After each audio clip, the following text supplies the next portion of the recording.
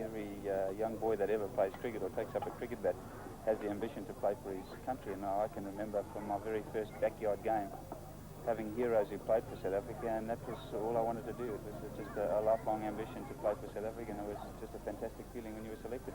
The era from 1960 to 1970, I think, will go down as probably the golden decade of South African cricket. Everything just seemed to go right. The players all fired together. And I think in 1970, I think it would be right to say that South Africa was at the top of world cricket. Everybody was at the height of their career. Everybody was playing so well. And to have it taken away, you know, they got the cup to your lips and just had a taste of it, and then it's taken away.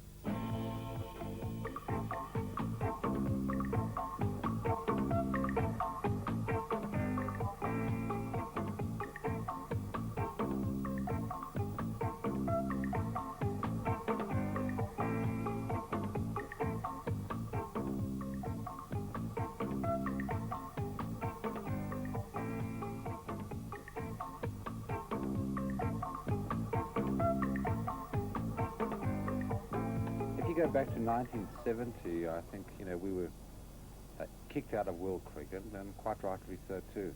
I mean, at that time there was segregated cricket, there was discrimination in cricket, there could be no question about it, and, you know, we got booted out, and that was right. And the next decade, the next 12, 13 years, I think meaningful changes took place to provide a cricketing society which will give equal opportunities for all people. There was a lot of pride and justification. And I must say, at the early time, the early 70s, against considerable opposition from the government, the cricketing people put their house in order. And as the time went on, one came to a situation where, although we put our house in order, the World Cricketing Authorities, for one reason or another, would still not consider us acceptable to world cricket. In their own words, the goalpost moves every time. Well, we mustn't forget the importance to South African cricket that the visit to this country of the SAB English 11 captained by Graham Gooch, that tour was marvellous. It was magic. It reopened doors and rekindled the flame in the game of cricket far beyond anything we'd had in the previous dozen years prior to that. And it served a tremendous purpose. That tour, of course, was followed by the Sri Lankan tour, which created a whole new dimension for South African cricket, inasmuch as we had for the first time a visiting team of black-skinned cricketers playing in our country, and demonstrated to the world that we were quite happy to have them visit this country and that they were happy to be here. And that opened the door for the West Indies to accept our invitation to come to this country. And of course the first phase was a dream come true for many cricket lovers in this country. The second visit of Lawrence Rowe's West Indian team to South Africa was another landmark in a cricketing country isolated since 1970. Of course, a great pleasure to welcome the West Indian charismatic cricketers back to South Africa. The first tour by Lawrence Rowe's team earlier this year was a major breakthrough for South African cricket. The tour itself was a wonderful success and provided some memorable cricket in lifting interest in the game in this country to a new peak. In many ways, I regard the coming tour as being even more significant than the first. It is extremely gratifying that the players have displayed such a great willingness to return to South Africa, to the extent that we were in the difficult but fortunate position of having to prune the squad of players available to tour in order to have a manageable squad of 17 players. But the fact that the West Indians were returning has been public knowledge for 10 months, while the tour itinerary was finalized and made public several months ago. I'm sure that a number of the West Indians last season were worried about the consequences of touring South Africa, and in particular were concerned about the reception which awaited them on their return home. They were also naturally concerned about what awaited them in South Africa in view of the distorted view of conditions here, which is projected by our opponents. It is therefore most gratifying that all the players displayed such keenness to tour again, and in particular that they found so many conditions in South Africa that did not offend their principles and their dignity.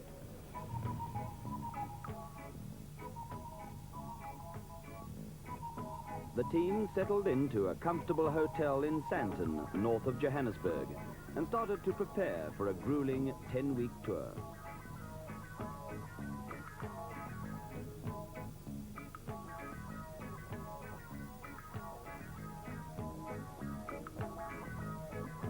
The team contained many old friends from the first West Indian tour less than 12 months previously, and 3 new faces: Howard Backus, fresh from the 1983 Prudential World Cup final;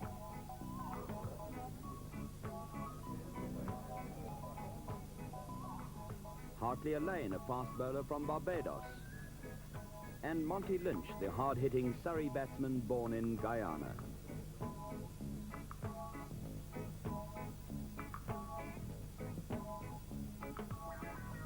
The first few days were devoted to sharpening up fitness, and the tourists quickly displayed their willingness to get down to hard work in an effort to beat the Springboks.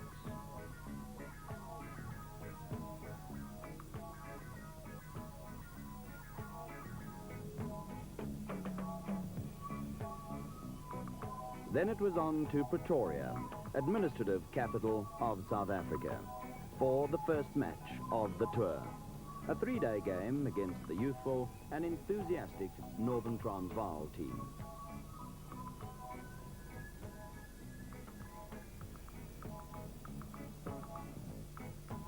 A big crowd welcomed the tourists and settled down to enjoy the return of the Caribbean cricketers who had thrilled South African sports lovers on their first tour.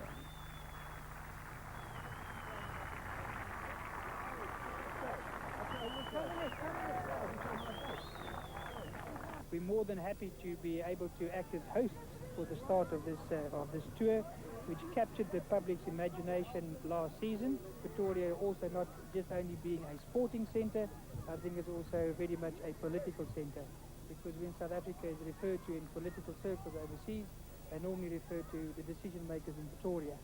So from that point of view, and the West Indies, having the West Indians here as a side, we're also more than happy to participate, to show that Pretoria is not all that conservative. Despite fine bowling by Colin Croft, Northern skipper Lee Barnard led a spirited display by the home team, who earned a creditable draw in a rain-affected match.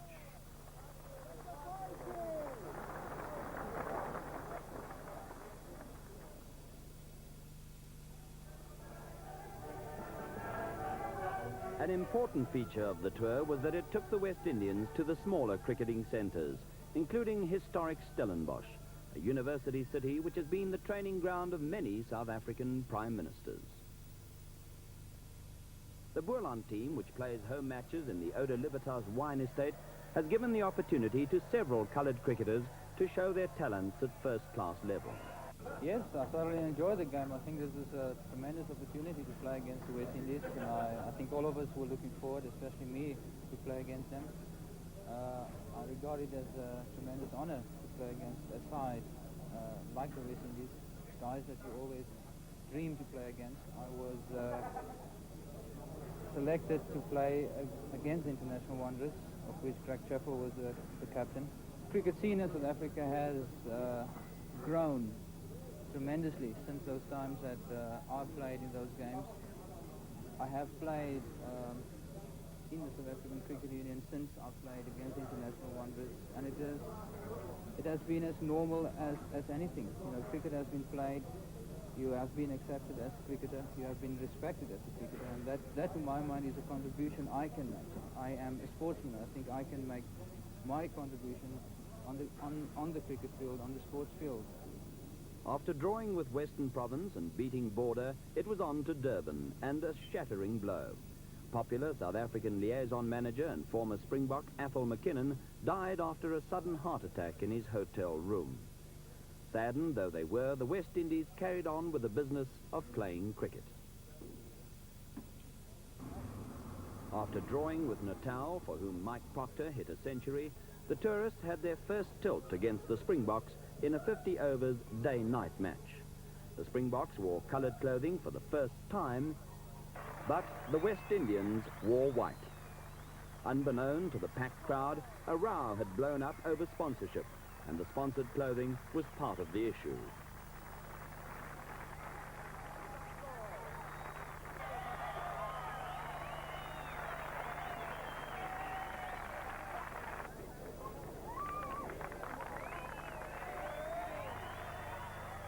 Jimmy Cook, who had played so well against the West Indians on the first tour, and new cap Henry Fotheringham opened the batting for the Springboks.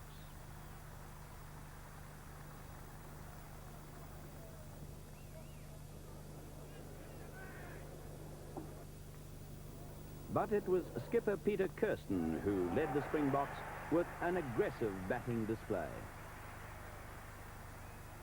This despite the torrid time he had suffered at the hands of the West Indian fast bowlers on the first tour.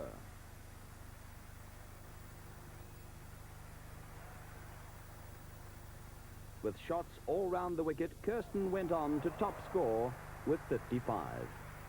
Other good contributions came from Graham Pollock 32, Kenny McEwen 38 and Clive Rice 34 in a total of 233 for 7 after 50 overs. Absolutely fantastic. We all enjoy playing night cricket, especially in this colourful gear. The game is really changing, but I can really tell you that everybody loves every minute of it. As you can see, the crowd also love it. And we just hope that we can put up a good show the rest of the game. It's been a fiery start to the series so far. Yes, extremely fiery. I think Christmas time is going to be very fiery in Durban. It's going to be a great series. To be quite frank, it's one of the fieriest games, the hottest games I've played in. Clive Rice was back to full fitness as a bowler for the first time in 2 seasons, and he celebrated with the wicket of Monty Lynch. But little Alvin Kallicharran was in sparkling form and set the West Indians on the way to victory with a magnificent innings of 80. Not even Mike Proctor, recalled to the international arena, could stem his flow of strokes. A great Wanderers favourite, Collis King, came out in a maroon outfit as tempers cooled, but was carried off with severe cramp. West Indian hopes took a dive when Rice dismissed Kallicharran.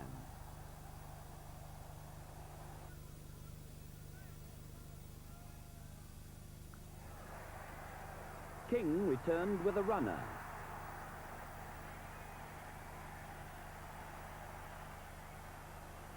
And, together with David Murray, saw the West Indians through to a narrow 2-wicket victory. The row which had marred the match was over the rejection by the South African Cricket Union of a sponsorship deal set up independently by the tourists, and not surprisingly because the union's public relations consultants were in the process of signing up a 250,000 Rand Yellow Pages sponsorship of the one-day series. The union in turn allocated 80,000 Rand of the sponsorship money to the players of both teams, and the row was patched up in a late-night meeting. At this point in time, cricket has been the order of the day. We just go out there with the team and play the cricket we know to play, entertaining, and we hope that when we leave here, we just satisfy the also that the public and the press as well.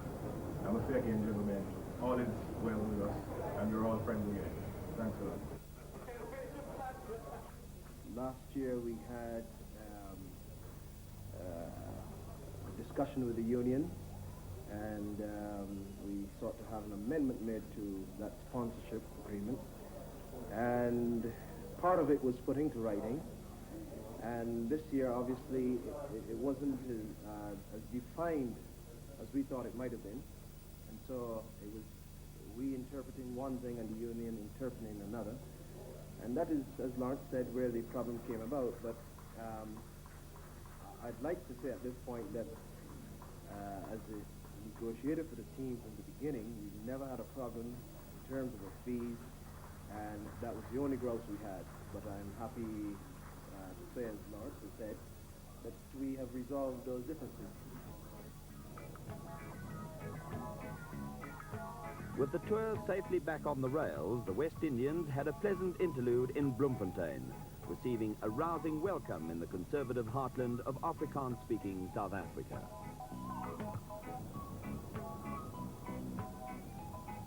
Yes, I'm glad West Indies came to Bloemfontein. With the West Indies, there's never a dull patch.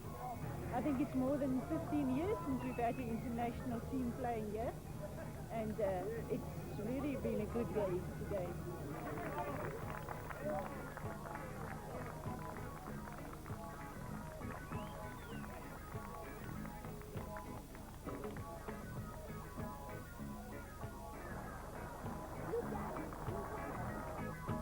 The West Indians gained an easy win over the Free State team and went back to their hotel where they mixed with the locals in a convivial atmosphere.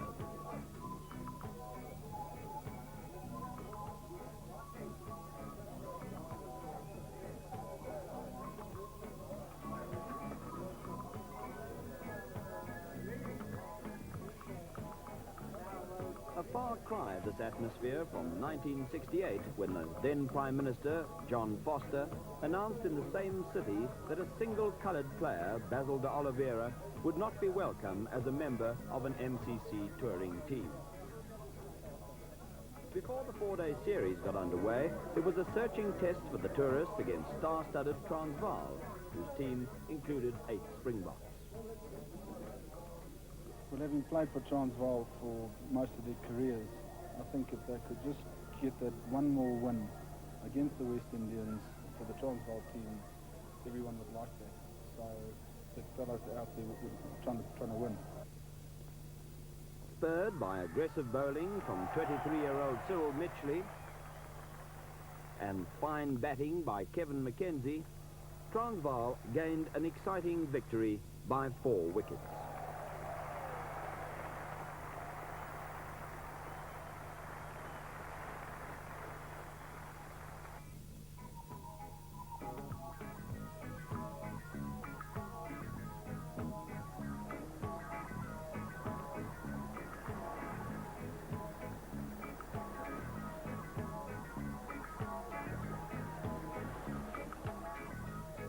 The first 4-day national Panasonic test was played in Durban, South Africa's subtropical holiday playground.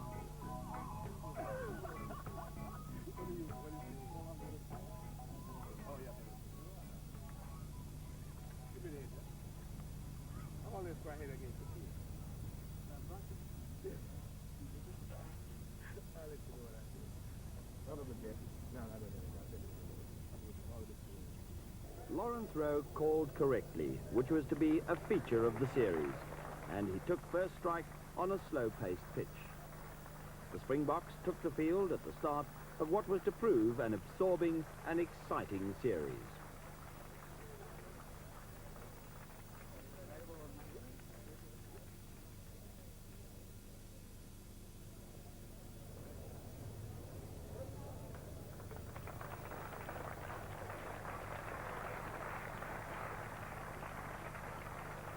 Howard Backus and Emerson Trotman opened the batting on a scorcher of a day, and early on there was some bold stroke play from both these batsmen.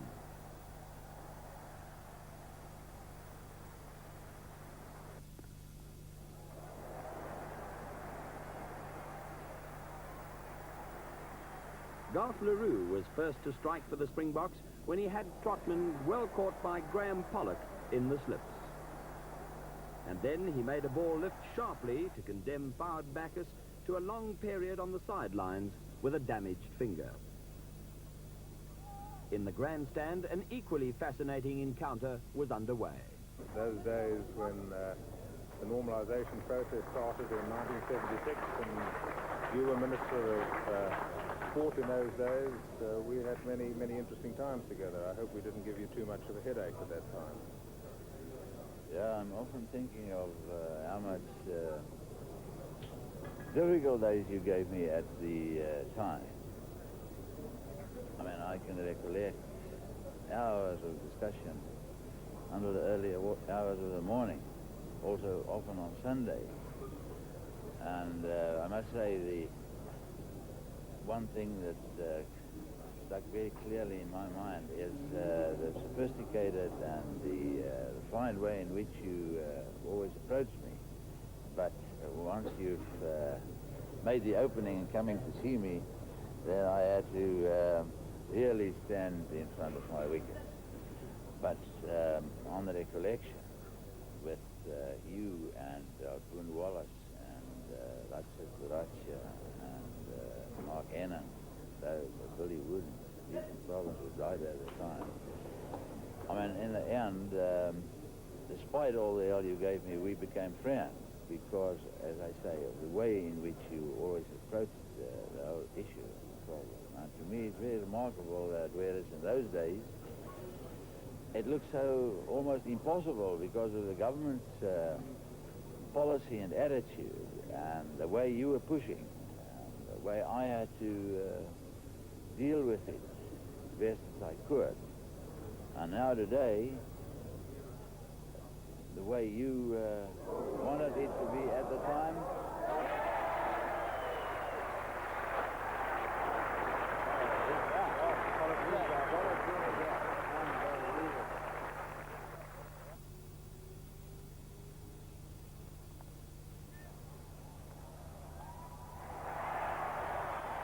it all started in 1968, I think, with cricket.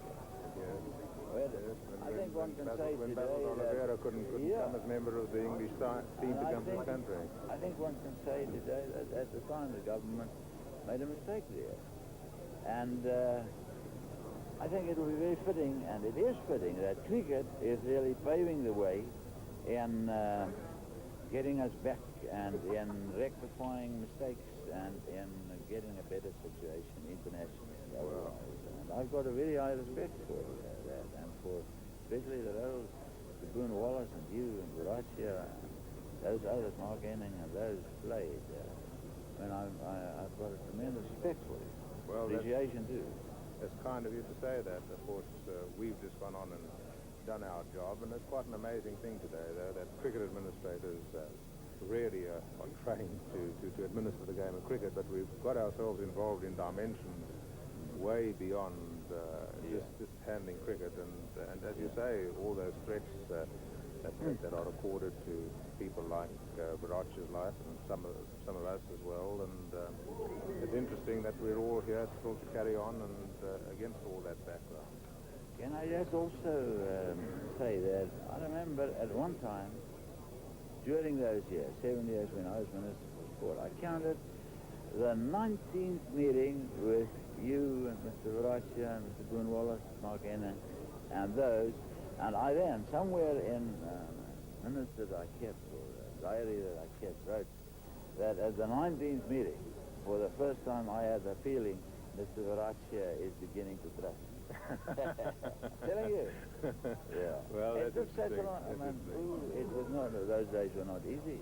But we spoke frankly. We were always very frank and open, and we told you the line that we were going, and we indicated we understood your problems, but I'm afraid we couldn't agree with you at the time. Well, that's the point, and we understood each other on that basis, and as I've said, the sophisticated way in which you went about your business, that brought success, there's no question about it. Back on the field, Alvin Kallicharran set about repairing the early damage done by the Springbok bowlers.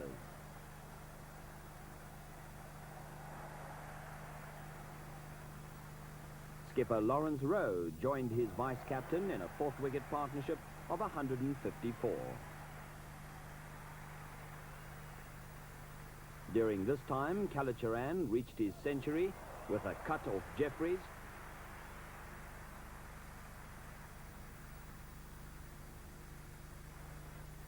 and a sweep off spinner Alan Curry.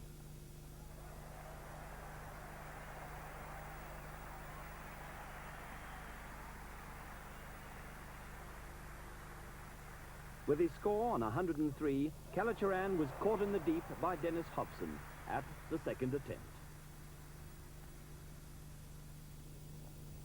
Rowe carried on serenely to score 157.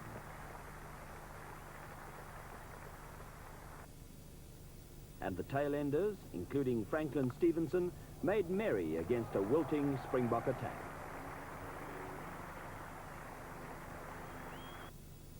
New Springbok Henry Fotheringham was out first ball, but Jimmy Cook dug in with Peter Kirsten.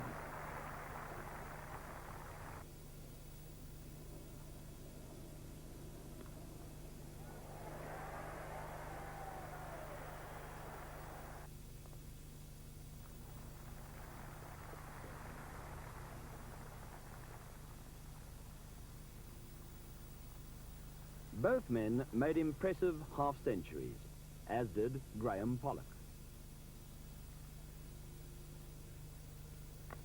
The 39-year-old Pollock treated the crowd to some of the vintage stroke play, which tragically has been denied the privilege of the Test arena since he bludgeoned more than 500 runs in 4 matches against Australia in 1970.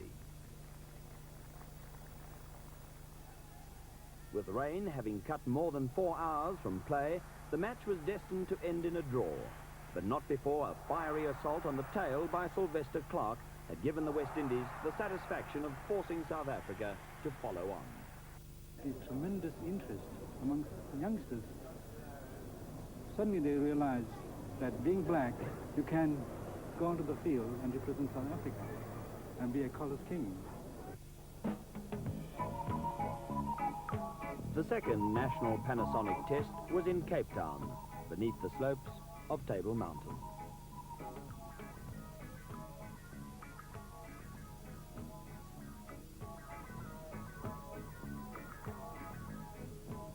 There can be no better way of watching cricket than from under the oaks at Newlands, which is surely one of the world's most attractive test venues.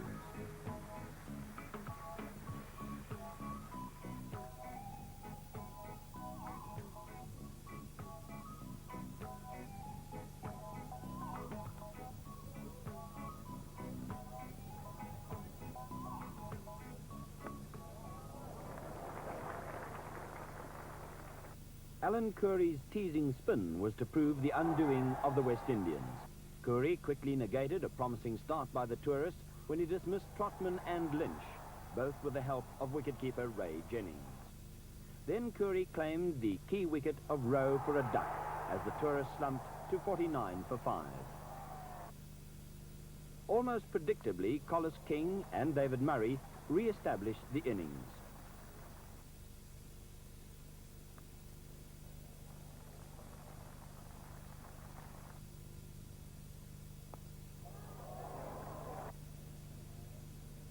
King made 83 before mistiming a pull off Jeffries into the safe hands of Curry. Bernard Julian hit out lustily, but the West Indians were all out for 252. It was not nearly enough on a good batting wicket, as Kirsten and Pollock proved in a sparkling partnership of 183 for the 3rd wicket.